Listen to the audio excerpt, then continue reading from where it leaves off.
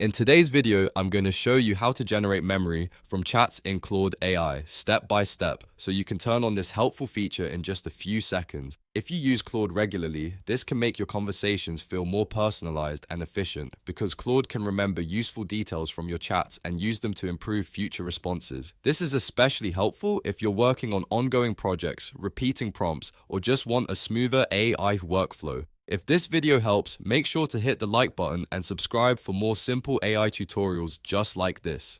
Alright, let's get into it. First, open Claude Desktop on your computer. Once the app is launched, look down to the bottom left corner of the screen. You'll see your name or your profile icon there. Click on that profile area to open the account menu. From the menu that appears, click Settings. This is where Claude keeps all of the main app preferences and account options.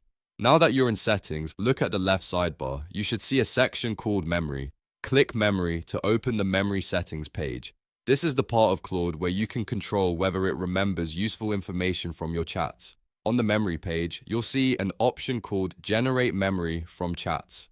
All you need to do is toggle that option on. Once it's enabled, Claude can begin creating a memory from your conversations, which can help it retain relevant details and provide more consistent responses over time. And that's it. You've successfully turned on Generate Memory from Chats in Claude AI. From here, Claude can use your chat history in a smarter way to make future conversations feel more connected and personalized. If this tutorial helped you out, please give it a like, subscribe to the channel, and turn on notifications so you don't miss the next AI how-to video. Thanks for watching, and I'll see you in the next one.